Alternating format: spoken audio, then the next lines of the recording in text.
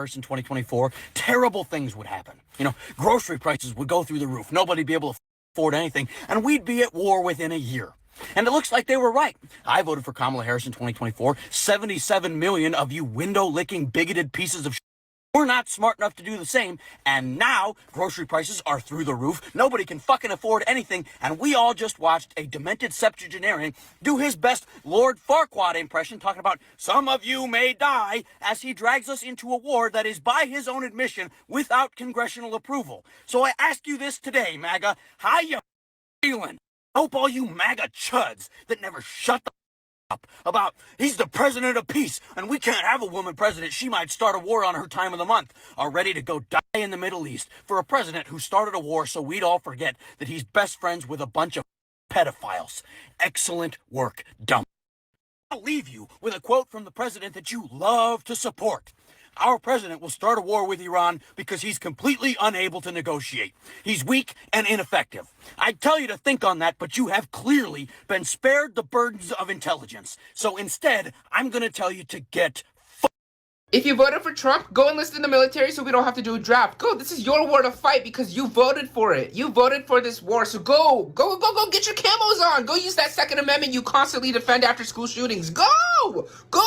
And don't say you didn't know he was gonna do this. We told you how many times, and you still voted for him. You know what he was capable of, and you still voted. Go! Get your camo on! Hurry, get your camo on! The fucking tanks are leaving without you! Under Trump, we will have no more wars. I'm going to keep you out of wars. I kept you out of wars. I'm not going to start a war. I'm going to stop wars. We don't need the wars. I will end the chaos in the Middle East. I will prevent World War III. We will expel the warmongers from our government. I will restore peace. Look at his rhetoric. I said, no, my rhetoric's going to keep us out of wars. We're ending wars all over this planet. I vote we send all ICE agents to Iran to fight an actual war. Who's with me? Hey everyone, I'm Nobu and welcome back to the channel. Today we are talking about the major reaction online about Donald Trump launched large military strikes on Iran alongside Israel. Right now, many Americans online are telling MAGA supporters, go to the front line, you voted for this. Let's break it down. During his campaign, Trump strongly promised no more wars. That message connected with a lot of voters who were tired of Americans being involved in foreign conflicts. But now the United States is directly involved in serious military confrontation. Report says American troops have already lost their lives. They also claim that the strike targeted major military sites and even killed Iran's longtime leader. Because of these, British are blaming MAGA voters. They are saying the situation goes against what was promised during the campaign. That's why you're seeing people online repeat the phrase, you voted for this. For many Americans, this isn't just political debate, it's about broken promises, military families, and a real cost of war. To die in Trump's war have died. They've been killed in action. And this is the same guy who just a couple days ago, like Lord Farquaad himself, was like, there may be some who die, but that's the price of war. This guy who's never served a day, who actively dodged the draft and got his daddy to get him deferred, so probably someone went to war and died in his place, is just saying, oh, people died, it happens. Just so you know, Trump supporters, when you voted for Trump, you voted to sign these people's death warrants. You killed them. They're dead because of you. We are going to war, and some of your children may die. Your husbands, your wives, other family members, some of them may die, and that is a sacrifice that I am willing to make. You said you would be a peaceful president and we wouldn't have any more wars under your regime. You're right, that's what I said. But, people say shit all the time, and I'm no different. So I know what I said, but that ain't what's happening. So what you gonna do about it? It was reported that one of the strikes hit a school and they killed over 50 children. Let me ask you something. You think I give a damn about them kids? Me? Ask yourself, do you think I care about what happened to them kids? Especially them kids over there. I don't care about what happened to our kid. I damn sure don't care about what happened to them kids. I know I said I was gonna be the peaceful president, and I sort of meant it, but when it's a lot of stuff floating around the internet about me and what I used to do and who I used to hang out with. I'll just tell y'all like this. It wouldn't be happening if y'all just minded y'all business. Y'all was peeking into my private affairs. This is on y'all. Y'all don't know how to keep y'all noses out of people's business, okay? So say goodbye to your loved ones, kiss your family members, Because I'm sending their ass to war, they're gonna die, okay? Make sure you make the best of these moments. And just so we are clear and there's no confusion, today's Fresh Hell is sponsored by Ego. And none of this would be happening had you all elected that black woman. But no. You wanted to bait her race and ethnicity. No. You didn't like her laugh. No. You didn't like her stance on Gaza. How are you feeling right about now? Because I can assure you, you could have put a one-legged giraffe named Jerome in that White House and we still wouldn't end up where we are now. And this man is making unfounded statements that Iran has interfered in the 2020 election. Talk about can't let something go. Honey, we are in 2026. But he doesn't know that because he's dealing with dementia that he won't admit. Children are dead. There are U.S. citizens stuck over there in Doha, in Abu Dhabi, in Dubai. Yes, because you all don't understand that the world is bigger than the United States of America and that U.S. citizens travel. And we are all affected by this. Where is Congress, you say?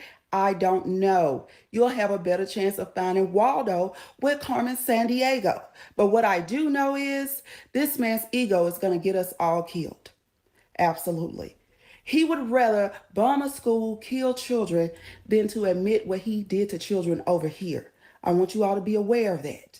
All right? He doesn't want to leave that White House, but come hell or high water, he will be leaving. And just so we are clear, we are the hell in high water. Yeah.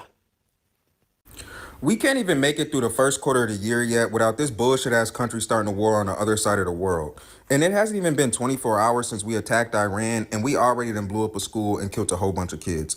And for anybody that thinking that this shit is sweet and it's going to be wrapped up in a week or so, you're sadly mistaken. And y'all better pray to God that this doesn't turn into a long-term conflict, because this isn't going to be like Iraq and Afghanistan where we got the support of our NATO allies. We already then isolated ourselves from our quote-unquote allies. At this point, we just acquaintances. They not helping us out. The only help that we got is logistical help in the region from our proxy nations that the United States has created. And most of them don't have an army worth a damn. So the longer that this drags out, and the more likelihood that the U.S. has got to start putting troops on the ground, we're cooked, bro. It's only going to drain our finances, our resources, and our manpower, dog. And for anybody saying that, like, oh, yeah, no, once we put troops on the ground, it's over with. No, it's not, bro. Because if the U.S. could easily put troops on the ground, they would have done that shit. If they could have easily sent in a surgical team to grab who they wanted to grab, they would have done that already. They can't. If you understand anything about Iran's geography, this is why they just flying over and dropping bombs. Because they understand the minute that they put troops on the ground, it's over. All you're going to see is flag-covered coffins coming back to the States. And for anybody that's in this country that's rooting for it, which is probably some inbred MAGA fuck, I just want you to understand that Trump already said that casualties are a part of war. He doesn't give a fuck about your friends and family members that's going over there. So you can be a patriot, you can support the troops, you can say thank you for your service, all that type of shit. It don't fucking matter. Because Trump don't support the troops. So when your friends and family members come back with their legs blown off, with PTSD and all that type of shit, you can go point at the U.S. government and blame them. Because there is nothing that is justifying this war.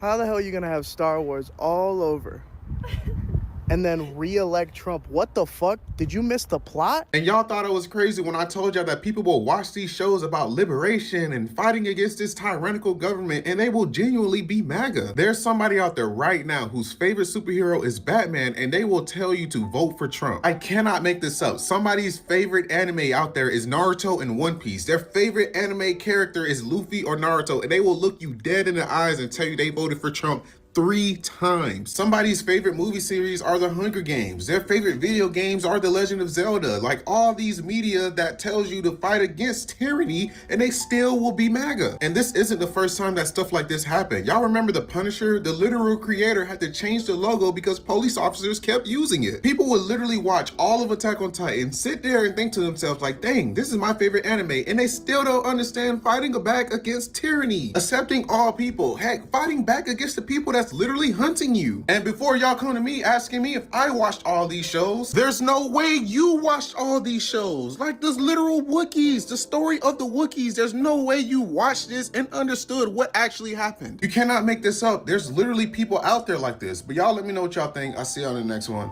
Y'all blaming the leftists and y'all saying that the leftists did this. And mind you, we're supposed to be soft, woke, nose pierced, ear pierced, blue haired, all kinds of, and black and gay. And you telling me y'all want to fight us? That man in that office took your health care. That man taxed you. That man is causing havoc in that office and making your life harder. He said he was going to give you no tax on tips, no tax on overtime, and he didn't do it. But you want to go to war with me? You want to come fight me? Because Charlie got clipped? I didn't do it. It was a white man. The white man did it. And you want to threaten the HBCUs? Have you lost your mind? You don't even know who your enemy is. Because it's sure enough ain't the left and it's not us. That was a skilled individual who shot that man for 200 yards. And it's sad that it happened.